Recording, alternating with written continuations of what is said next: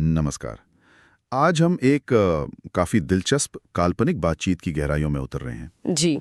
इसमें विजय माल्या के नजरिए से सफलता, नाकामयाबी और पैसे से जुड़े कुछ विचार सामने आते हैं। हमारे पास स्रोत के तौर पर एक काल्पनिक पॉडकास्ट स्क्रिप्ट है जी। जिसमें उनसे बिजनेस, गलतियों और जिंदगी के सबक पर सवाल पूछे गए हैं। अच्छा। तो चलिए देखते हैं कि इस काल्पनिक संवाद से क्या खास बातें निकलती हैं। मुझे लगता है दो चीजें मुख्य हैं। हाँ। एक तो वो सार्वजनिक छवि बनाम जो कथित सच्चाई बताई जा रही है, वो वाला एंगल। हाँ, ये हमेशा एक बड़ा मुद्दा रहता है। और दूसरा है बिजनेस की ऊंचाइयों और फिर जो गिरावट आती है, हाँ। उससे मिलने वाले सबक। इसमें एक दावा ये भी है कि भाई मीडिया ने शायद पूरी तस्वीर नहीं दिखाई। अच्छा। और बिजनेस में जोखिम तो होते ही हैं जिनसे हालात बिगड़ सकते हैं। बिल्कुल। मगर इसका मतलब ये नहीं कि इरादे ही गलत थे, ऐसा कहा गया है। बिल्कुल। और यहीं से बात थोड़ी पेचीदा हो जाती है ना? हाँ। सार्वजनिक हस्तियों की, खासकर जब वो ऐसे वित्तीय विवादों में घिरे हों, उनकी अपनी कहानी और लोगों की जो धारणा है, उसके बीच अक्सर एक कश्मकश सी दिखती है। सही। ये स्रोत भले ही काल्पनिक है, पर ये इसी कश्मकश को दिखाता है। मतलब ऐसा लगता है कि कहानी गढ़ना भी उतना ही जरूरी हो जाता है जितना शायद सच बताना। खासकर जब आपकी विरासत दांव पर लगी हो। जी बिल्कुल। हाँ, और इस काल्पनिक बातचीत में ना युवा उद्यमियों के लिए भी कुछ सबक सुझाए गए हैं। अच्छा, जैसे जुनून यानी पैशन का होना जरूरी है, बहुत जरूरी है। हाँ, वो तो है। लेकिन साथ ही वित्तीय अनुशासन मतलब फाइनेंशियल डिसिप्लिन, उसका भी उतना ही महत्व है। ये बहुत अहम बात है। एक जगह कहा गया है, बिजनेस सिर्फ सपनों से नहीं चलता, अकाउंट्स भी देखने पड़ते हैं। हाँ, बिल्कुल सही। ये तो लगभग हर नए बिजनेस की कहानी लगती है ना। हाँ, काफी हद तक। वो जुनून और जमीनी हकीकत के बीच जो संतुलन साधना होता है। हाँ, वही संतुलन। सही कहा। और अगर हम इसे बड़े पिक्चर में देखें तो ये उसी मतलब एक तरह से पुरानी चुनौती पर रोशनी डालता है जिसका सामना उद्यमी करते हैं। हाँ। कि सिर्फ जुनून के घोड़े पर सवार होना काफी नहीं है, वो पैसों का हिसाब किताब रखना, प्रैक्टिकल होना। हाँ, वो भी उतना ही जरूरी है। इस काल्पनिक स्रोत से ये इशारा मिलता है कि कैसे कभी-कभी वो चमक दमक और बड़े सपने जो होते हैं वो बुनियादी वित्तीय समझदारी पर हावी हो सकते हैं। सही। और इसी समझदारी से जुड़ा है गलतियों से सीखना।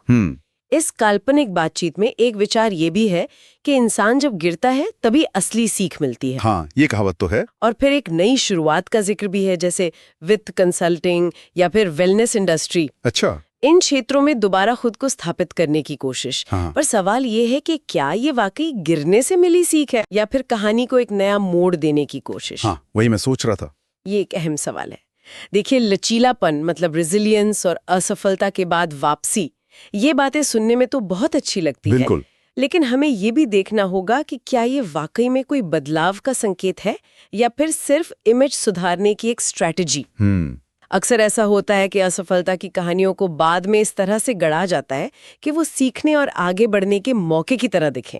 सही। तो ये फिर से वही छवि बनाम वास्तविकता वाली बात आ गई। जी बिल्कुल, उसी मुद्दे से जुड़ जाता है ये। बिल्कुल। और आखिर में जिम्मेदारी की बात भी आती है। हाँ, रिस्पॉन्सिबिलिटी। एक सलाह दी गई है इसमें कि सिर्फ शोहरत के पीछे ना भागें। कहा गया है, never chase only the spotlight. पैसा, फेम और सक्सेस का पीछा करो, लेकिन रिस्पॉन्सिबिलिटी के साथ। ये दिलचस्प है।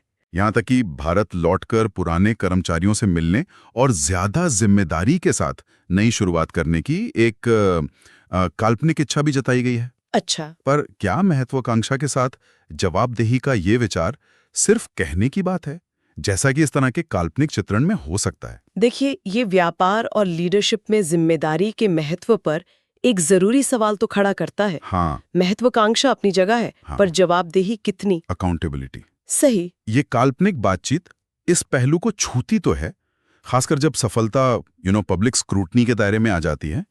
लेकिन असली सवाल यही रहता है कि क्या ये जिम्मेदारी की भावना वास्तविक है या सिर्फ जरूरत के हिसाब से अपनाई गई है। तो कुल मिलाकर इस काल्पनिक स्रोत के विश्लेषण से हमने कुछ मुख्य विषय देखे। जी। लोगों की धारणा बनाम जो बताई गई सच्चाई है। हाँ। जुनून और अनुशासन का संतुलन। बिल्कुल।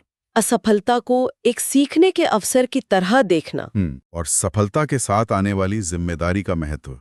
सही। ये सभी बिंदु एक जटिल सार्वजनिक हस्ती के कहानी के इर्द गिर्द बुने गए हैं, भले ही ये सब एक काल्पनिक दायरे में हो। जी।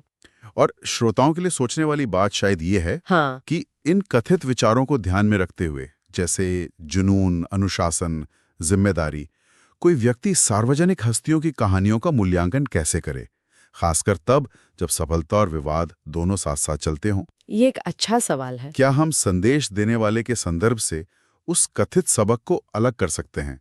मतलब कहानी और कहानीकार, हम्म उनको किस हद तक अलग करके देखा जा सकता है? ये विचार करने योग्य बात।